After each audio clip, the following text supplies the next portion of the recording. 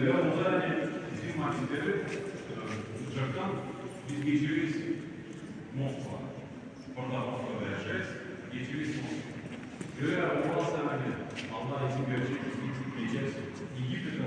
İgipet'e geçeriz. Nerede bir gitmezsizlik bizim marketleri getiririz bizim varlığı. Ve bizim uçaklarımıza. Ve bizim toplumlarımıza. Hani bu güzel bir yönlük gibi. Hani nerede olmasın inanıcı kararımız, Allah'a ayaklarımız, o kendi aletlerini taşıyı ağırlanan. Onun için Mustafa Çeyresi'nden gelir, dua etmesinde. Şimdi volantörler burada var. Toplanırsanız, geçinizde gideriz paylaşı zala. Orada sıkıntı var, orada sorun değil. Anladım. Volantörler